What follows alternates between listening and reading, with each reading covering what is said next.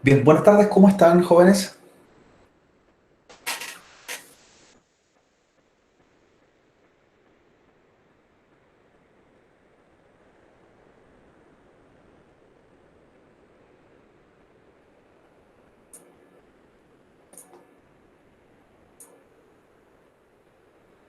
Bien, qué bueno, bienvenido entonces a la sesión de hoy, a quienes ya están presentes en la clase, y a quienes también van a ver posteriormente, ¿cierto?, la sesión grabada y compartida a través del aula virtual.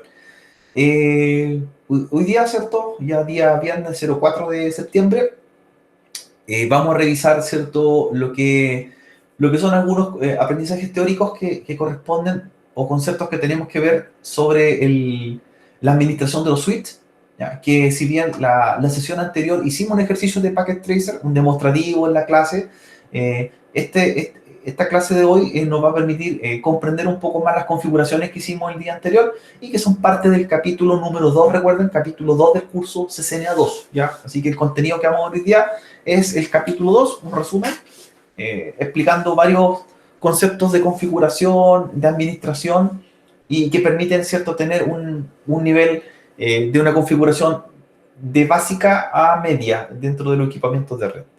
Así que vamos a dejar el chat abierto para que vayan haciendo sus consultas, sus preguntas a través de la sesión y las vamos a ir respondiendo, ¿cierto?, lo más rápido posible. Así que para dar inicio, bueno, comentarles que la sesión está siendo grabada y vamos a empezar a revisar inmediatamente lo que corresponde al capítulo 2 como contenido. El objetivo, ¿cierto?, del capítulo 2 y los contenidos correspondientes hablan de la configuración básica de un switch, la cual ya la hemos hecho, ¿cierto? Ya lo hicimos el día martes, en la cual configuramos switch de tipo de acceso, switch de capa 2, también configuramos switch de capa 3, que eran switch router simultáneamente, y la capa principal, que era la capa de núcleo. Pero no vamos a cuáles son los comandos de configuración de switch. Lo vamos a repasar porque en realidad, como ya lo hemos trabajado, les va a servir como recordatorio para eventualmente explicar el funcionamiento de cada uno de ellos. Así que el objetivo hoy día es una revisión más breve porque ya hemos, ¿cierto?, comprendido y hemos ejecutado las configuraciones correspondientes. Ya hicimos el práctico, así que ahora nos toca, ¿cierto?, ver los que son los contenidos correspondientes. También, ¿cierto? Vamos a empezar a hablar, ya adelantar lo que es enrutamiento. ¿Ya? Esto viene de preparación para la clase de la próxima semana. Ya empezamos a hablar de enrutamiento de tipo estático.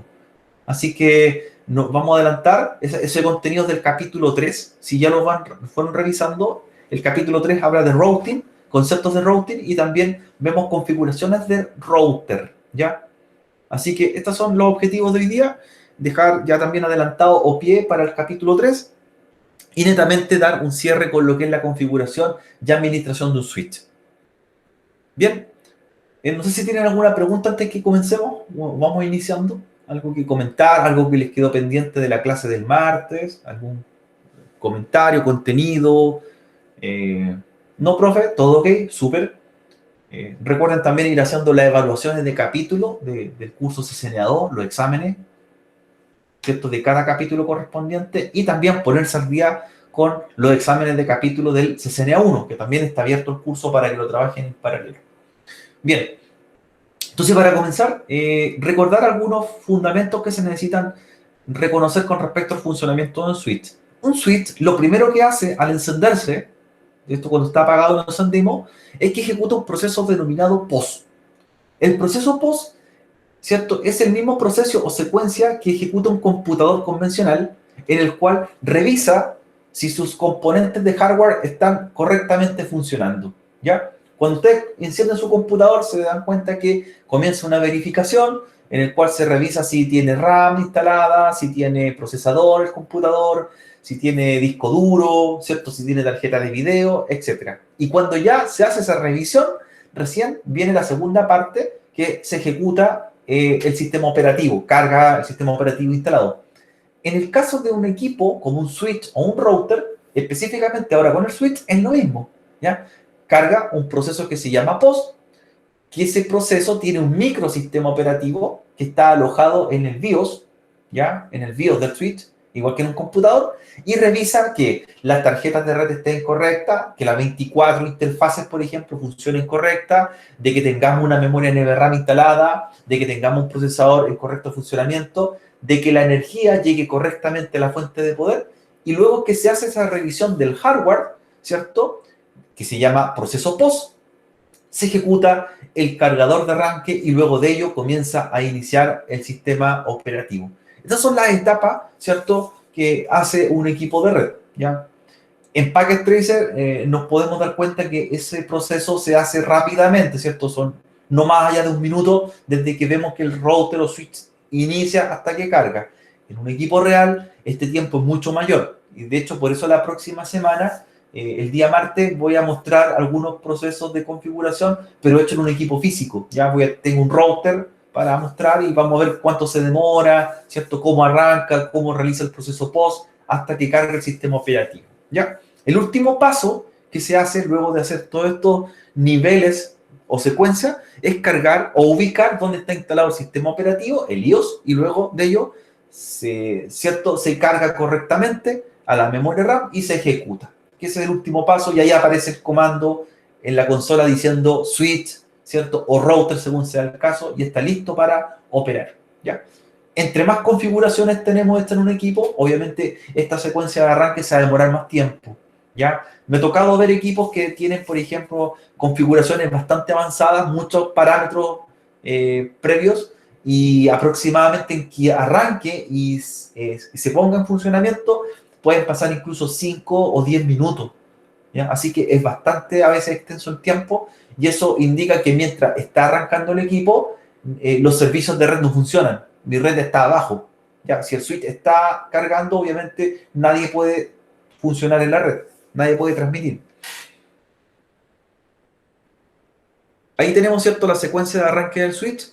Entonces, luego que se revisó el hardware, el proceso llamado POS, ¿cierto? Se revisó que estuvieran todos los componentes correctos, va a buscar en qué ubicación está instalado ¿cierto?, la imagen del sistema operativo. El switch tiene que ir a buscar dónde está el sistema operativo. Recuerden que se almacena en la NVRAM, como tengo acá, en una partición. Entonces, lo que va a ir a buscar, ¿cierto?, el BIOS, es indicarle dónde está el sistema operativo, buscar el archivo .bin, y ese archivo empieza a cargarse, ¿ya? Ese es el proceso ya final. Por eso se menciona de que el sistema operativo, ya cuando está cargado, ¿cierto?, ya nosotros podemos entrar y empezar a ver la configuración que tiene previamente guardada, o también podríamos darnos cuenta que el equipo está fuera de banda, ¿ya? ¿A qué se refiere cuando un dispositivo está fuera de banda? ¿Se recuerdan el término? Ya que estamos justo en esta presentación. ¿Cuándo un equipo estaría fuera de banda? Ya sea un router o un switch. ¿En qué momento podríamos decir que está fuera de banda? ¿O cómo nos daríamos cuenta que está fuera de banda?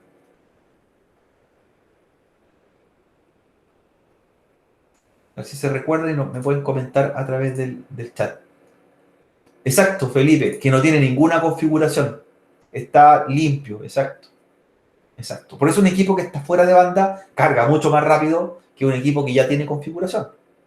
Tiene sentido, ¿cierto? Perfecto. Luego, ¿cierto?, que el cargador de arranque, ¿cierto?, inicia el sistema operativo, ¿ya?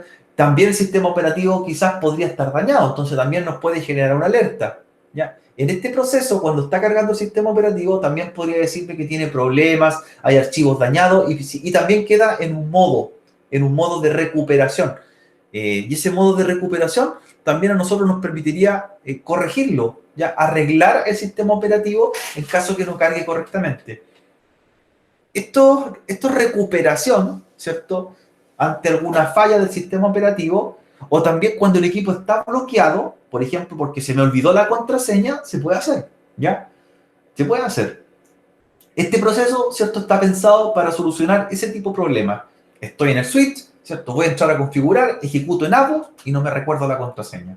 Entonces, también nosotros podemos hacer la recuperación, ¿ya? O también veo que arranca el sistema operativo del switch y queda marcando un error porque el archivo del iOS está malo. Algo pasó. También lo puedo recuperar, ¿ya? ¿Cómo se hace este procedimiento? Para ello, necesito tener alguna herramienta, ¿cierto? No herramienta, ¿cierto?, de manipulación, sino que accesorio. Debo tener un cable de consola. Entonces, debo tener un cable de consola y conectarme directamente al puerto de consola del equipo, ¿ya? Al puerto de consola y el otro extremo al puerto del computador. ¿Ya? Paso uno, tener cable de red, cable de consola, perdón. Luego, tiene que estar apagado antes el equipo, ¿cierto? Sin energía. Se recomienda desconectarlo, ¿cierto?, del cable de alimentación. Lo vuelvo a conectar, enciendo el equipo,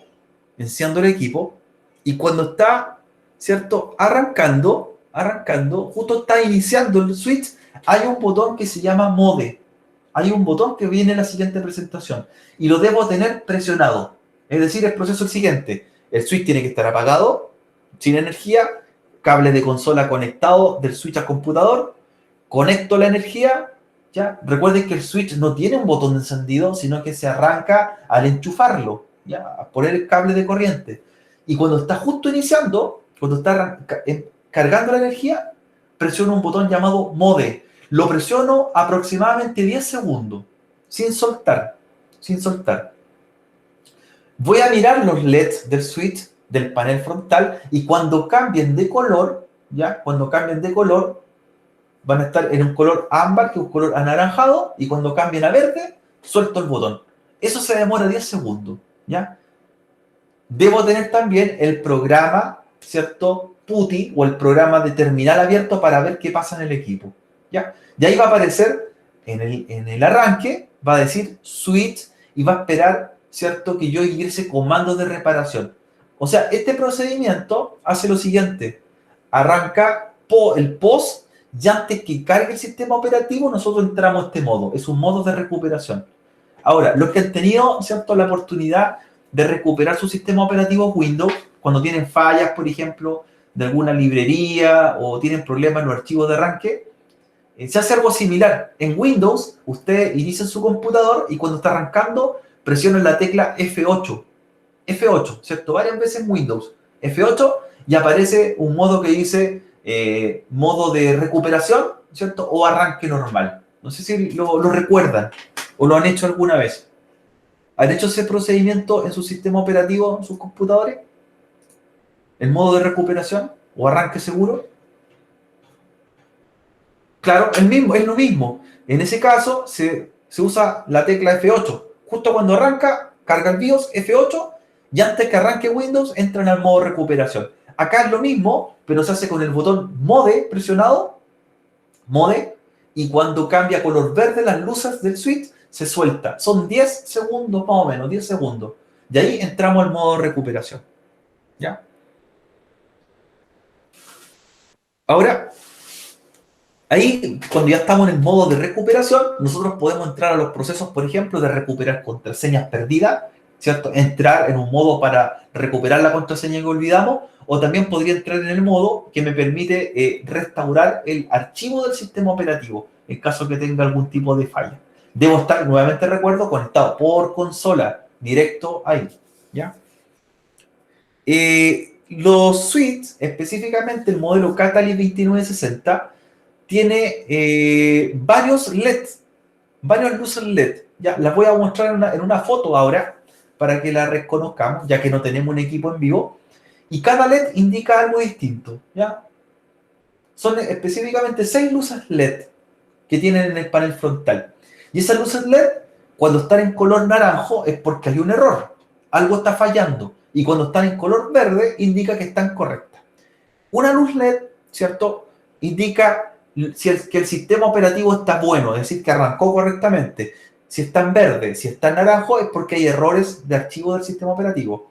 Está, por ejemplo, otra luz LED que indica que la energía está correcta, el sistema de energía. Si tengo problemas de voltaje, por ejemplo, porque no me está llegando el voltaje correcto al switch, por algún problema de un corte eléctrico o una baja de tensión, es el segundo LED, el que se menciona ahí, llamado RPS, va a estar en naranjo. Entonces hay un problema eléctrico y hay que tener precaución porque el equipo se podría quemar, ¿ya? el tercer LED que aparece ahí mencionado son los estados de puerto, ¿ya? Si los puertos, las tarjetas de red están correctas, ese LED va a encender en verde. Si hay una tarjeta que tenga un error, ¿cierto? Eléctrico o algo, el LED va a encender en color naranjo. Y además, en el puerto del switch, que también tiene su propio LED, me va a indicar que hay un error. Entonces, si yo veo que en ese listado, el LED del estado de puerto, que es el tercer LED, está en naranjo, y veo que en el puerto número 20, fase Ethernet 23 también está en naranjo, es porque ese puerto tiene el problema. Entonces, sí lo identificamos, ¿ya? No es que estemos buscando uno por uno después para saber cuál es el que tiene el problema, sino que también el puerto en sí enciende un color, ¿ya? Existe otro LED que indica el modo de transmisión de los puertos, ¿ya? Los modos duplex o half duplex, o full duplex también. Si está en verde, significa que los puertos transmiten en modo full duplex, transmiten de ida y de vuelta, reciben y transmiten. Si ese modo está en naranjo, por ejemplo, ese LED, me está indicando que los puertos o reciben, pero no pueden transmitir. Hay un problema lógico ahí, ¿ya? No solamente los problemas son físicos en los puertos de un switch. Las tarjetas no solamente se dañan por un tirón, ¿cierto? Porque se quebró una patita de conexión o se quebró, por ejemplo, un contacto. A veces se dañan lógicamente y esos problemas lógicos se pueden recuperar restaurando el sistema operativo, ¿cierto? Algo así como formatear el equipo, ¿ya? Hay otro LED que indica la velocidad del puerto y esto es importante que lo reconozcan, se los voy a explicar. Si en un puerto de un switch, parpadea una vez y para, así, una vez y paro, indica la velocidad con que está transmitiendo el puerto. Entonces, si veo que la luz de un puerto, de un switch, parpadea una vez y pausa, significa que ese puerto transmite a 10 megabits por segundo. 10 megabits por segundo. Si un puerto de un switch parpadea dos veces seguida y para, dos veces seguida y para, así, dos y paro, significa que ese puerto transmite a la velocidad de 100 megabits por segundo. Si vuelvo a mirar los puertos de un switch y hacen tres parpadeos, 1, 2, 3 y paran, 1, 2, 3 y paran, ¿cierto? La velocidad del puerto significa que está transmitiendo a 1 giga. Entonces nosotros, mirando, ¿cierto?, los LEDs de cada tarjeta del switch, de cada puerto, según los parpadeos que tengan, yo puedo indicar a qué velocidad transmiten. ¿Bien? Eso me indica que un parpadeo significa que la tarjeta de red es Ethernet. 2 parpadeos, Fast Ethernet. 3 parpadeos, Gigabit Ethernet. Entonces yo ni siquiera tengo que mirar adentro la configuración, me pongo frente al switch y veo los puertos, cómo parpadean las luces, inmediatamente sé a qué velocidad están transmitiendo. ¿Les quedó clara esa parte de los parpadeos?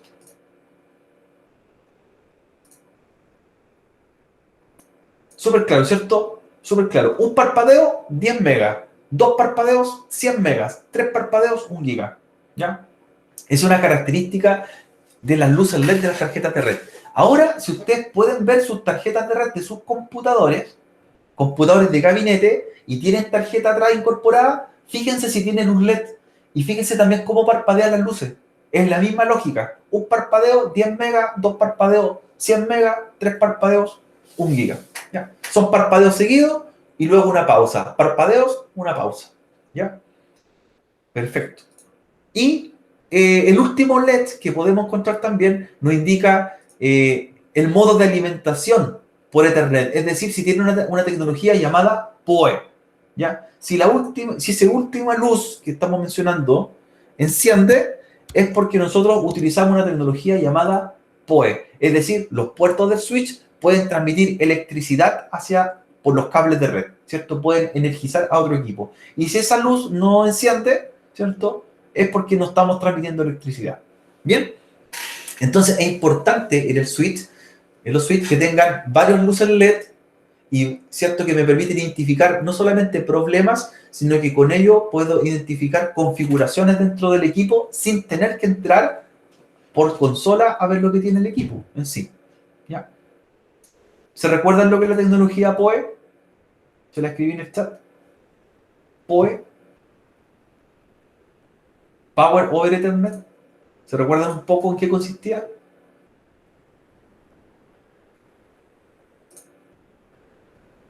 Que era transmitir electricidad por los cables de red, ¿cierto? Energizarlo.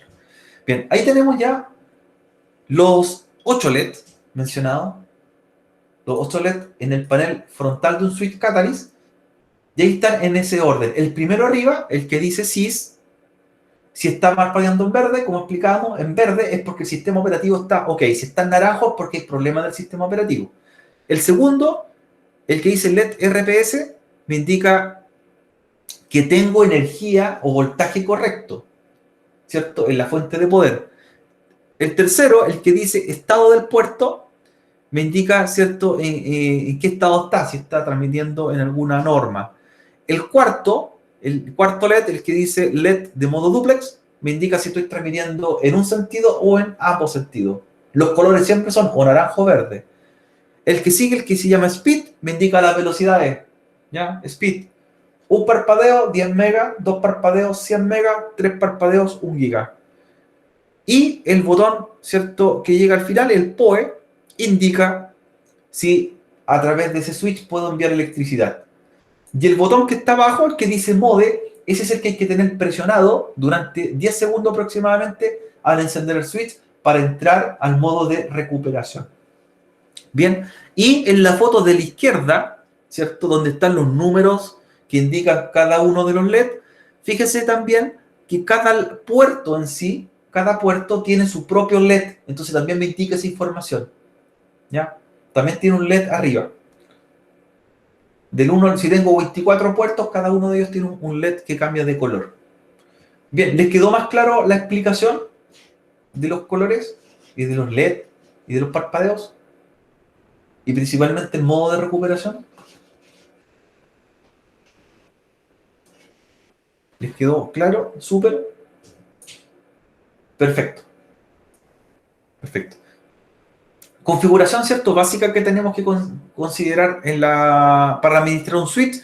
Un switch, para poder administrarlo remotamente, necesitamos también tener una dirección IP, ¿cierto? Esa la declaramos en la sesión anterior con la interfaz VLAN 1. Interfaz VLAN 1 y le damos una dirección IP y una máscara de subred. Además de ello, si el switch se va a conectar remotamente o voy a estar fuera de mi red, debo indicarle una puerta de enlace, un gateway, y eso lo hacemos con el comando IP default gateway. ¿Ya? Así que tenemos cierta configuración que ya hemos planteado, el cómo darle un IP, cómo activar la tarjeta y darle una máscara de red para el switch sea administrado después y hacer pruebas de conectividad remota, ¿cierto? Hacer un ping hacia el switch. ¿Ya? Esto lo hicimos, así que por eso vamos haciendo el repaso. Ahí están los comandos. Entramos a modo configuración. Entramos a la interfaz VLAN 1 o VLAN 99. Pueden ser esos dos números, VLAN 1 o VLAN 99. Y eso indica que son tarjetas virtuales de administración a las cuales le vamos a dar un IP. De ahí en la presentación se ve que le dieron con el comando IP address una dirección IP y una máscara y levantaron la tarjeta con el comando no to down. Y por último salieron y guardaron la configuración con copy running config startup config. ¿Ya? Ahí están aplicando, ¿cierto?, el levantar una dirección IP en una tarjeta virtual para administración. Y en el caso de la puerta de enlace o gateway, se asigna de la siguiente forma: configure terminal, IP default gateway, y se pone la dirección del router por el cual va a salir el switch al mundo exterior. Y también se graba. Bien, comandos que ya vimos, por eso los vamos repasando.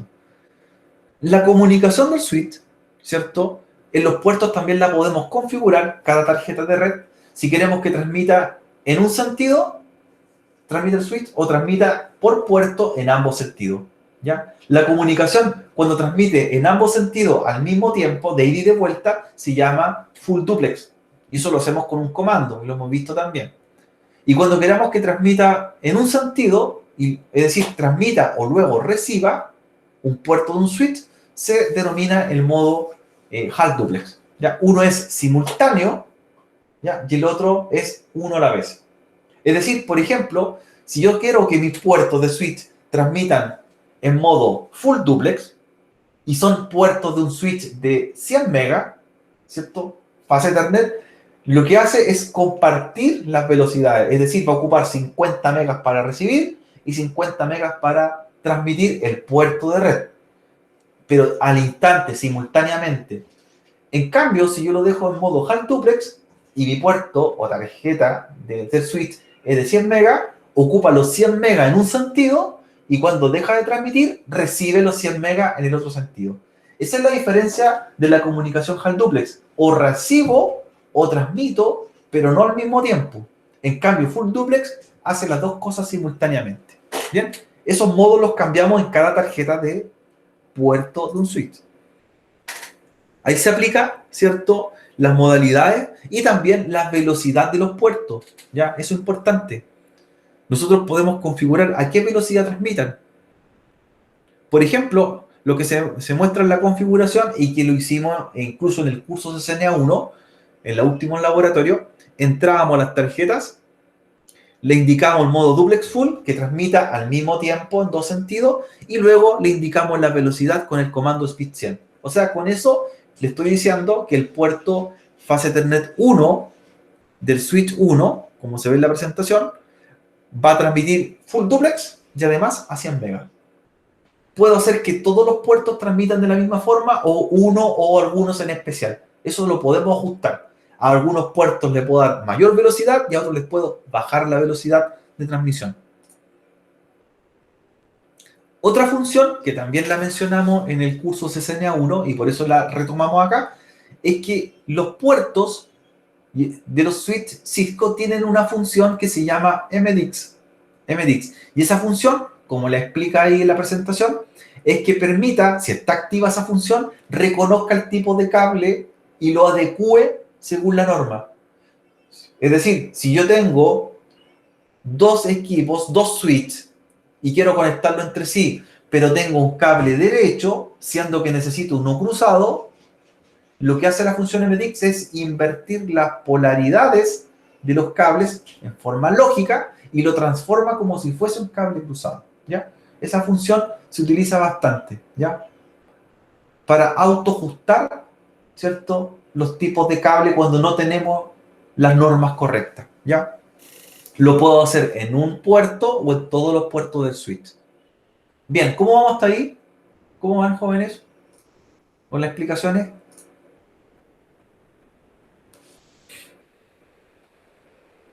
¿Vamos bien?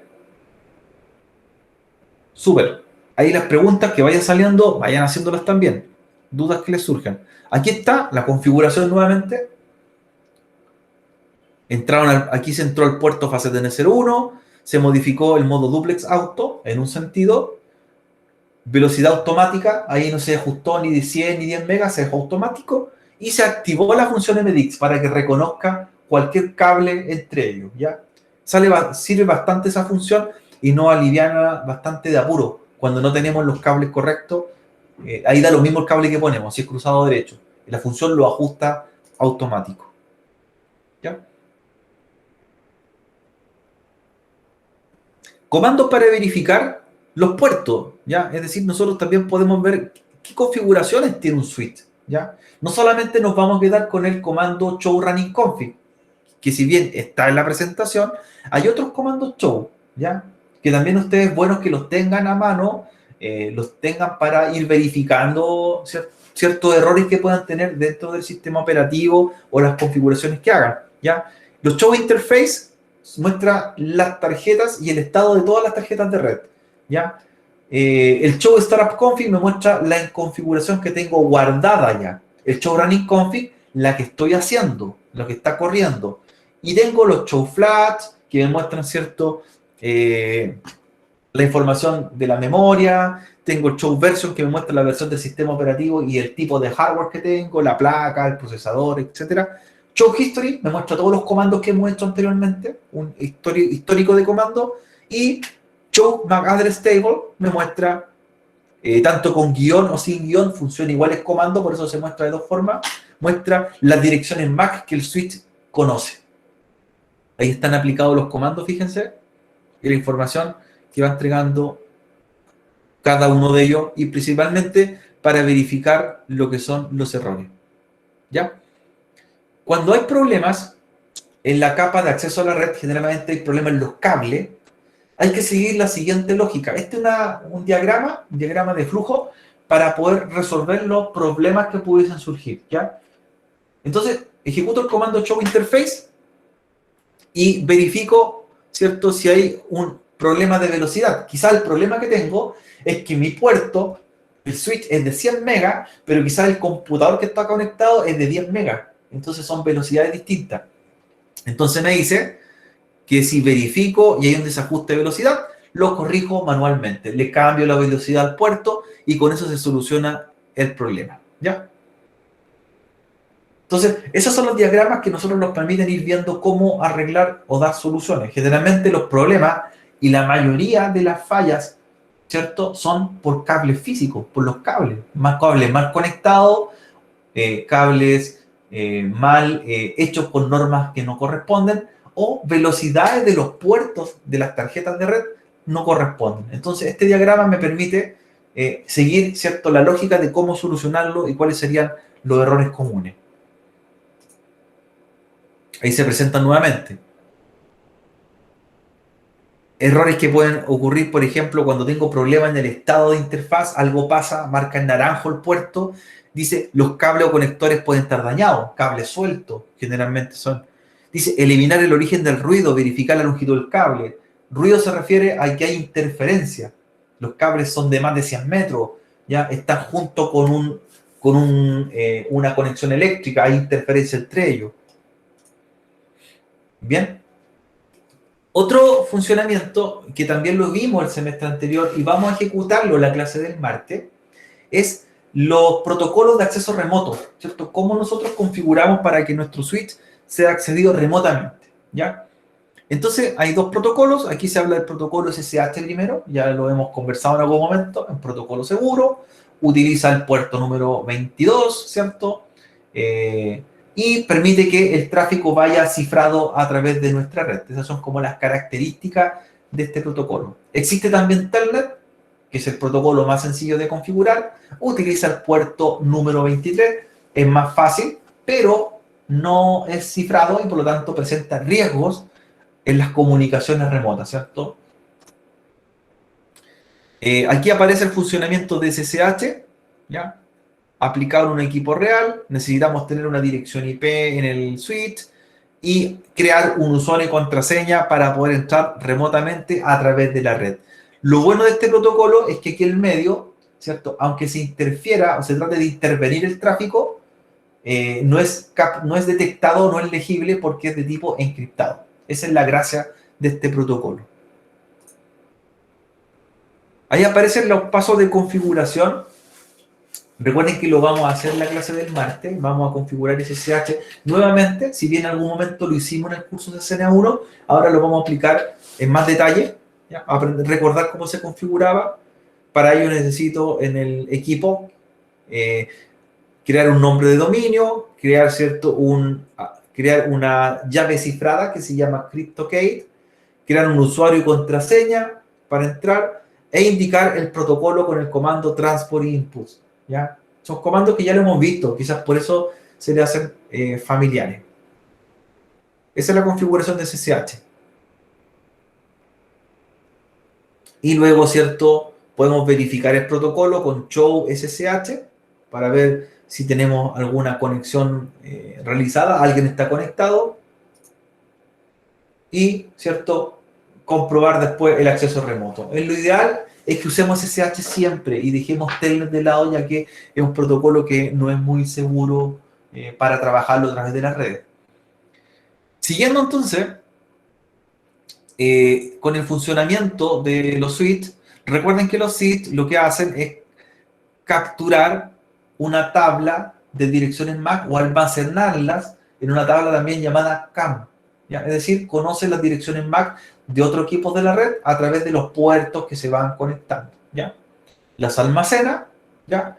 Y le permite determinar a dónde debe enviar el tráfico en la red de acuerdo a las direcciones MAC que va conociendo. Eso quiere decir que cada vez que nosotros vamos conectando un equipo que esté encendido, ¿cierto? Un PC, impresora, cámara, lo que sea, por el cable de red al puerto del switch, el switch registra la dirección MAC del equipo que se conectó y lo almacena temporalmente en su memoria RAM. Ese es el funcionamiento de lo que se llaman las tablas CAM. ¿Ya? Ahora, hay una vulnerabilidad, que hay un ataque, ¿cierto? Un ataque en el cual lo que se hace es inundar o saturar de direcciones MAC. ¿Cómo es eso? Hay algunos programas que ustedes pueden googlearlo después, ¿cierto? Que generan direcciones MAC aleatorias, ¿ya? Y lo que hacen es decirle que al puerto del switch, en vez de que aprenda una dirección MAC del equipo que está conectado, le mande 1000 direcciones MAC. 1000 al mismo tiempo por ese puerto. Entonces, lo que va a hacer el switch es que se va a saturar de direcciones MAC en un puerto y va a tener mal funcionamiento. Eso se llama flooding, esa técnica en inglés, inundación de direcciones MAC. Entonces, ¿qué hacen estas aplicaciones, programas maliciosos? Uno inventa un rango de direcciones MAC y le dice al puerto número fase de net 3 del switch 1, envíele 1000 o 500 o la cantidad de direcciones MAC inventadas, ¿cierto? A través del puerto, y él se va a saturar de esa información, ¿ya? Entonces, como después va a querer buscar a los equipos en la red con esas direcciones MAC y que en realidad no existen, ese equipo va a sobrecargar su procesador. ¿Y cuál es el resultado? Va a pegarse, va a quedar pegado el switch, va a quedar congelado, ya que no es capaz de entender las direcciones MAC o miles de direcciones MAC que le enviaron y que son de tipo falsa. ¿Bien? Así que esa es una vulnerabilidad, ¿cierto? De un ataque de red LAN, un ataque de capa 2. Así que existe ese tipo de ataque y se puede hacer en las redes locales. ¿Ya? Ahí se explica. Hay un programa que genera direcciones MAC. Así que si ustedes búsquenlo, empiecen a investigar un poquito, programa, aplicación o software, ¿cierto? Hay una infinidad de aplicaciones que crean MAC aleatorias. Y eso hace que invente direcciones MAC y se la mandan a un switch. Ese switch se va a saturar, se va a congestionar y no va a ser capaz de responder en la red. ¿Ya? La única forma de resolver ese problema es que tienen que reiniciarlo. ¿Ya? Recuerden que las MAC, todas esas MAC falsas que llegaron, se están guardando en la memoria RAM del switch y el switch no es capaz de almacenar tanta información y se va a pegar. Ahí usted tiene que desconectarlo de la corriente y volver a conectarlo. Esa es la forma. O sea, no tiene que ni formatear ni nada, sino que desconectar el switch, se va a reiniciar y va a limpiar su memoria RAM. El problema es que a los 10 minutos, si les vuelvan a enviar esas direcciones MAC, le va a pasar lo mismo. ¿Ya? Va a estar a cada rato ocurriéndole ese problema. Ahí tiene que identificar de dónde están enviándole esas direcciones MAC. Identificar el puerto o de qué parte de la red o quién lo está haciendo. Ahora, para prevenirlo, hay un protocolo, ¿cierto?, que lo tienen los equipos Cisco, que se llama Spanning Tree o STP, que también lo vamos a trabajar. Y ese protocolo lo que hace es que si detecta que por el puerto le están llegando muchas direcciones MAC y estoy conectado a este cable y a ese puerto le están inundando con MAC, lo que hace el switch es apagar el puerto, lo bloquea. Entonces, ya con eso, ¿cierto? Si el puerto se me apagó, yo voy inmediatamente a ver lo que pasó y ahí entiendo que a través de ese puerto y de ese cable hago un seguimiento para ver quién es el que está haciendo el daño. ¿Ya? Esa es la forma de detectarlo. Y el puerto se baja y me advierte en la configuración y me dice que a través del puerto fase de net 10, por ejemplo, recibió 500 direcciones MAC. Entonces ahí está el ataque. Ahí detecto físicamente el ataque. Ese protocolo hay que habilitarlo para que funcione. Entonces, si detecta que están llegando MAC falsas o maliciosas, el puerto se apaga o se bloquea. Y ahí nosotros sabemos de dónde viene. Y ahí vamos haciendo el seguimiento total. Los switches que no son administrables ni configurables, los switches básicos no lo hacen. Por lo tanto, es un problema que es difícil de detectar. Imagínense en una empresa, buscar de dónde le están haciendo ese ataque, significa que tiene que buscar todos los puntos de red de todo el edificio o de toda la organización, uno por uno, ir probando hasta ver si aquí el ataque no, desconecto otro, yo otro, uno por uno, desactivar todos los puertos de red y todos los cables de red de toda la organización para detectar de dónde está haciendo el ataque, ¿cierto?, de inundación de direcciones MAC. Claro, usted me puede decir, en mi casa tengo 4 equipos conectados, es fácil encontrarlo, pero imagínese en una universidad, en un hospital, ¿cierto?, donde hay 5.000 puntos de red, 10.000 puntos de red, 500 equipos conectados, hay que hacerlo uno por uno, hasta encontrar dónde está siendo ejecutado el ataque. Es difícil hacerlo manualmente.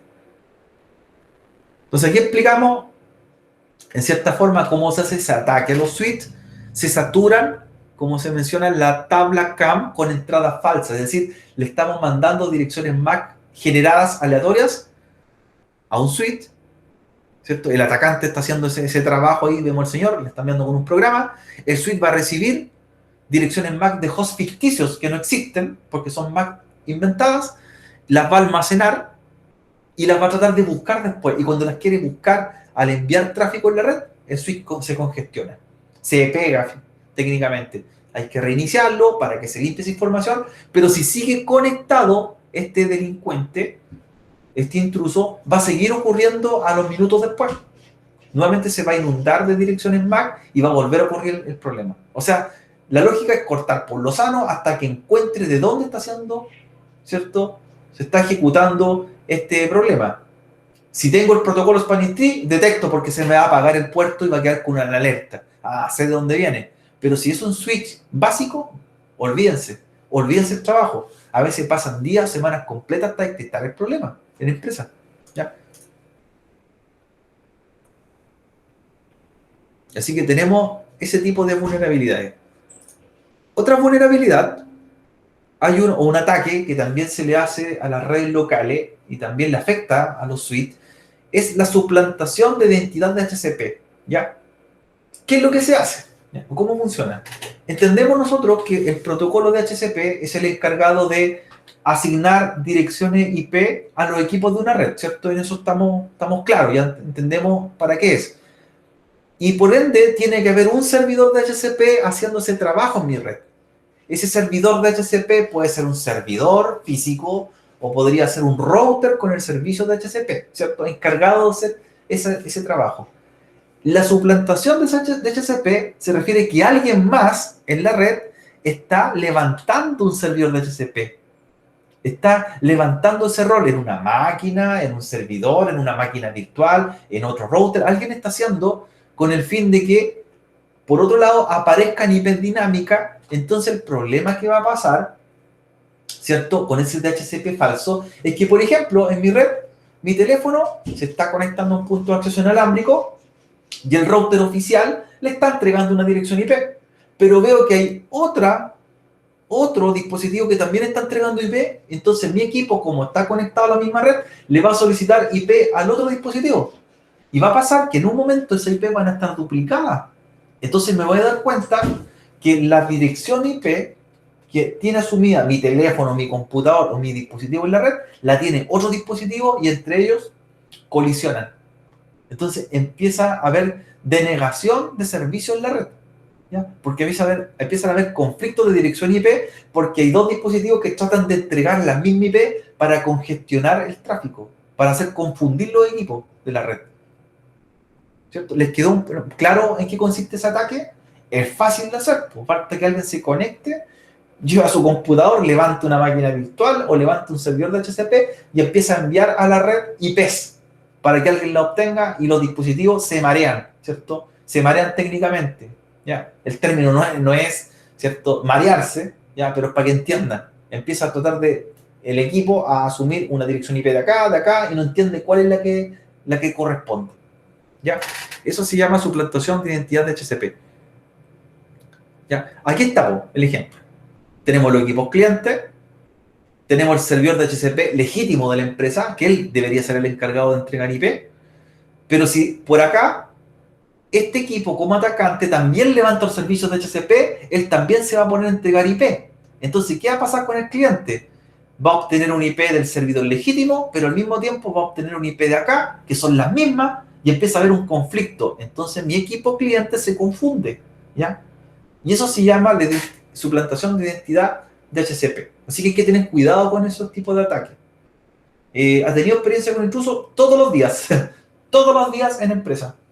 Todos los días hay ataques, ¿ya? Y muchos ataques internos, ¿ya? Ahora, con el teletrabajo se presentan más ataques externos, pero en un funcionamiento normal de una organización hay muchos ataques de propios trabajadores o funcionarios de una organización, ¿ya?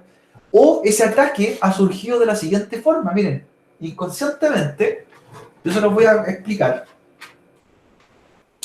Una empresa, una oficina, ¿cierto?, de la zona, tiene su red de datos, ¿cierto? Tiene sus equipos computacionales, sus servidores, todo su equipamiento propio. Ya alguien de la empresa, de una oficina, se le ocurrió la mejor idea de llevar su router de la casa. Llevó su router de la casa, el que usa todos los días, y lo conectó a la red de la empresa, al punto de red de la oficina. ¿Qué problema ocurrió? Suplantación de identidad. ¿Por qué? Porque su router tenía configurado el servicio de HCP. Entonces empezó a entregar IPs a la red, ¿ya? Lo hizo cuando se le preguntó, cuando lo detectamos, ¿cuál fue el motivo? Lo hizo inconscientemente en realidad, porque él quería tener mayor alcance y pensó que conectando su equipo de la casa iba a tener mayor alcance en su oficina. Pensó que funcionaba de la misma forma. Entonces, al conectar el router de la casa en la organización, empezó a haber suplantación de identidad porque había otro equipo entregando IP. Así que es una experiencia que les puedo contar. No lo hizo quizás con fines maliciosos, sino que lo hizo de buena fe. Quiso levantar su red inalámbrica en la oficina porque no le llegaba quizás correctamente al teléfono por la distancia de los access point y quiso traer su router de la casa y fue todo lo contrario. Así que es una experiencia que les puedo comentar. Así como hay ataque, hay experiencia también hecha por sin objetivo de causar daño, ¿ya?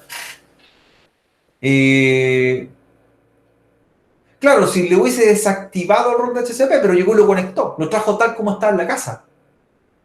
Claro, ahí tendría claro, pero el tema es que no tendría por qué llevar el equipo de la casa a la oficina. Ese fue otro argumento. Y dentro de las políticas de seguridad también se establece que no hay que llevar equipos externos. Entonces llevó un router de la casa y lo conectó. Y pensó que iba a funcionar todo normal. No fue así, ¿ya? No fue así. Entonces, de todas formas, igual infringió las políticas de seguridad de la organización. No llevar un equipo externo. No tiene, por si para eso están los equipos de la empresa, ¿ya? Obviamente hay una amonestación verbal después, pero si es más allá, si hay un daño mucho mayor en el funcionamiento de la empresa, imagínense, votar a la empresa completa, ¿ya?, que no funcione correctamente por una congestión de HCP, podría ser crítico y puede ser desvinculado y con su finiquito, pues claro, porque está haciendo un daño, un ataque a la empresa, ¿ya? Sin querer lo está haciendo. Y de hecho, cuando ocurre ese problema, no es que afecte a un equipo, afecta a todo el equipo de la red, ¿ya? Entonces, si la red no funciona, no funcionan ni los servidores, ni las cámaras, ni nada. La red local no funciona. Bien, para ir terminando ya y explicando, hay algunos protocolos que son de verificación o protocolos que nos permiten a nosotros escuchar la red, de análisis de red. Hay un protocolo que se llama CDP, Protocolo de Descubrimiento Cisco, Cisco Discovery Protocol. Este protocolo es exclusivo de Cisco y está presente tanto en los sistemas operativos de los routers y los switches, y lo que permite hacer este protocolo, la ventaja que tiene, o la gran característica, es que permite ver a otros equipos de la red y ver la información del otro dispositivo. Eso quiere decir que con este protocolo activo, si yo tengo un switch Cisco, veo a mi equipo vecino, veo al router Cisco y veo el hardware que tiene, conoce el sistema operativo, las tarjetas de red y información. Entonces, este protocolo permite hacer un análisis en la cual todos los equipos de la red se conocen entre sí a nivel de capa 2, ¿ya? Detectan a otros equipos de las mismas características con el mismo protocolo, ¿cierto?, en la red. Esto no funciona si yo pongo un equipo de otro fabricante. Tienen que ser solamente los mismos equipos Cisco y con el protocolo activo. Por defecto el protocolo viene activo. Lo vamos a aprender a activar la próxima semana. se recomienda que si no lo ocupo, lo deshabilito, ¿ya? O de lo contrario, muestra su información, el dispositivo, a otro equipo, ¿ya? Así que esa información quizás podría ser ocupada con fines maliciosos a alguien externo a la empresa, ¿ya? Que vaya a mi red y se conecte y vea la información del router o del switch. La información que entrega tampoco no me va a entregar contraseña ni nada, pero me dice, por ejemplo, qué modelo de equipo es, qué versión del sistema operativo tiene, qué tarjetas de red tiene y a qué velocidad transmite, ¿ya? Es información que igual puede ser ocupada con otros fines.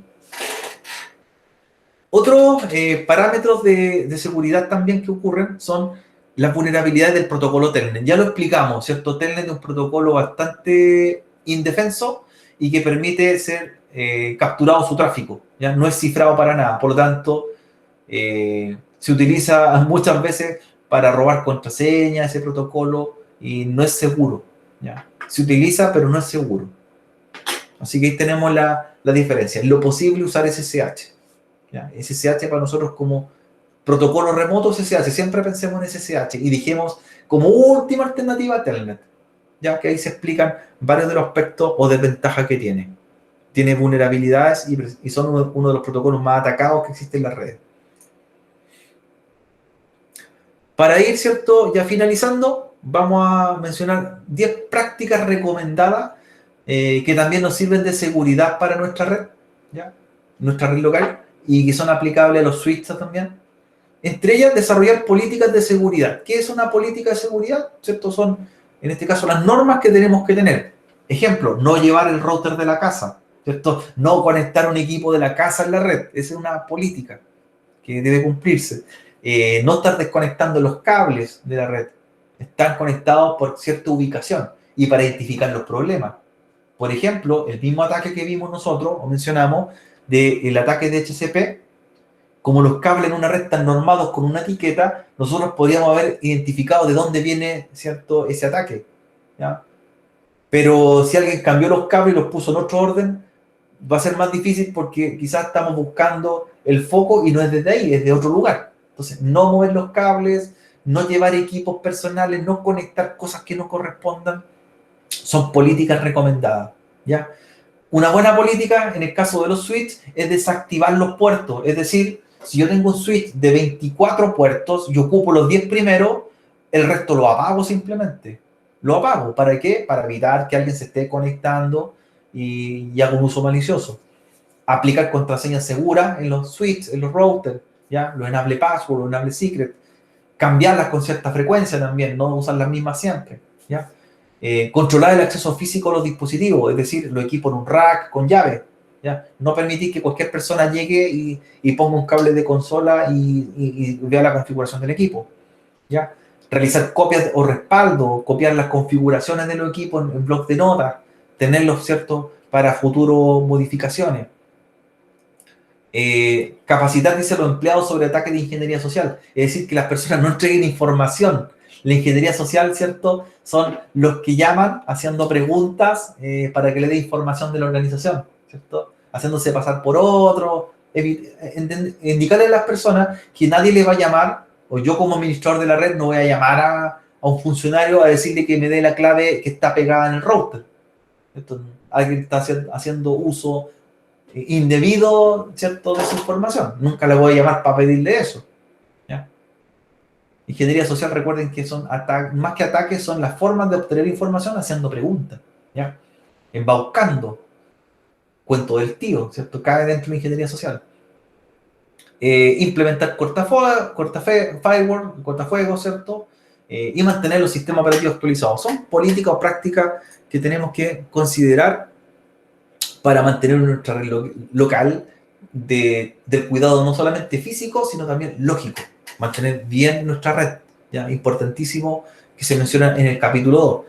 Y usar herramientas también que nos permitan probar seguridad. Hay hartas herramientas que nos van a permitir revisar si nuestra red es segura, ver si tengo ataques CAM, ¿cierto? Esos ataques en los cuales me van a enviar mucha saturación de direcciones MAC, etc. Así que tenemos hartas formas para protegernos. Tenemos también pruebas de ataque lo que se llaman los pen testing. Los pen testing se llaman las pruebas de penetración de ataque, es decir, yo pruebo mi red, yo mismo. Voy probando para ver si tiene vulnerabilidades, voy probando los puertos, voy probando los funcionamientos de los switches para ver si son capaces de resistir ataque o son vulnerables ante un ataque real, ¿cierto? Eso se puede hacer, ¿ya? Incluso uno puede probar laboratorios, hacerlo en packet tracer, simular un ataque y después llevarlo a la misma topología física de la empresa para ver si efectivamente ese ataque sería exitoso para el delincuente o no sería exitoso, ¿ya? Y eso permite ir viendo las debilidades que tengamos en nuestra red, ¿cierto? Darnos cuenta por nosotros mismos. ¿Ya? Por eso ahí se menciona, si no va a utilizar un puerto o un switch, apáguelo, comando shutdown, apáguelo. Si no lo tengo en uso, apáguelo. Por ejemplo, aquí se ve que el PC está conectado a un puerto, un switch, y no voy a ocupar ningún otro, apague todos menos que tengo en uso. Apáguelo. Apague el puerto que no ocupe. ¿Ya?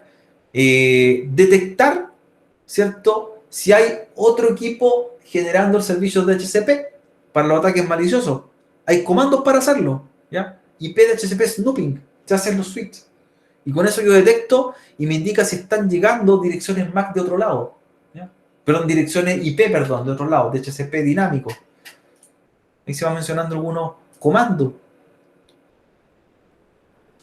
Registrar las MAC de la red, ¿ya? Para hacer un bloqueo por direcciones MAC. ¿A qué se refiere? Que yo identifico los equipos que tengo en mi red, si tengo 20 computadores, anotar las direcciones MAC de las tarjetas de los 20 computadores y registrarlas dentro de los switches. ¿Cierto? Yo puedo hacerlo, asociar las direcciones MAC. Así que cuando alguien llegue externo y se conecte, detecte que la MAC no es de la organización y bloquee el equipo. Se puede hacer también. Eso lo vamos a lograr en un laboratorio. ¿Cómo bloqueo las direcciones MAC? Las puedo dejar en forma estáticas, guardadas, o en forma dinámicas para que el switch las aprenda y las registre. Hay distintos métodos, ¿ya? Y eso también permite que solamente se conecten quienes trabajan en la organización con los equipos de la empresa y no llevar un equipo desde afuera y conectarlo y usarlo, ¿ya? Así que tenemos varias alternativas. Las acciones que se hacen cuando se bloquean los puertos de un switch, cuando detectan una MAC externa, se puede proteger, es decir, no deja transmitir o restringe su envío de datos o simplemente se apaga. Yo personalmente, de las tres acciones que puede hacer un switch cuando detecta una dirección MAC que no corresponde a la empresa, la más drástica es que se apague, ¿cierto? Se apague el puerto del switch. Por ejemplo, detectó mi switch que en el puerto número fase de net 3 se conectó a alguien y él entiende que esa dirección MAC que viene hacia él no es la que estaba registrada, es otra distinta, apáguese. Automáticamente se apaga el puerto del switch, se baja, ¿ya? Para evitar, ¿cierto?, esas futuras fallas. Así que ahí aparecen, se muestra algunas configuraciones de cómo proteger los puertos, lo vamos a desarrollar la semana siguiente, como estamos mencionando, con estas configuraciones ya más avanzadas de los switches, donde vamos a ver algunas políticas de seguridad que por ahí estaban preguntando, ¿cómo me protejo? De la siguiente forma, ¿ya? Así que vamos a dejar esta parte hasta acá. La seguridad de puertos la vamos a ver la siguiente semana y vamos a hacer también laboratorios referente a ello. No sé si tienen alguna pregunta. Es importante que lean el capítulo 2 para que entiendan los contenidos que vamos a trabajar la siguiente semana, ¿ya? Por lo que vamos a configurar. ¿Alguna pregunta por ahí a través del chat?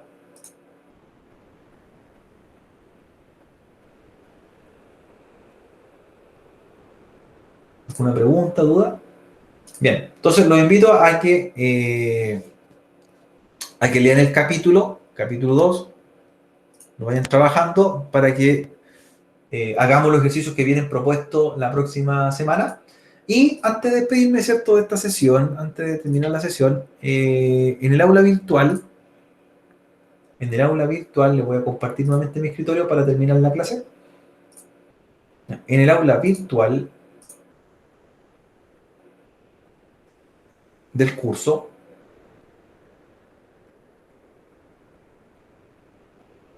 para que la vean, en el aula virtual del curso, fíjense que ya les subí unas carpetas.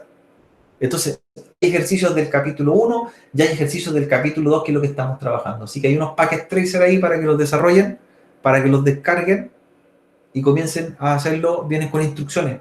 Son de práctica de los capítulos que estamos viendo. Los comandos que estamos explicando vienen ahí.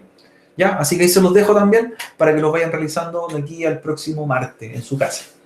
Bien, parece que no sé si hay más preguntas. Ya con esto vamos cerrando la sesión. ¿Alguna pregunta más?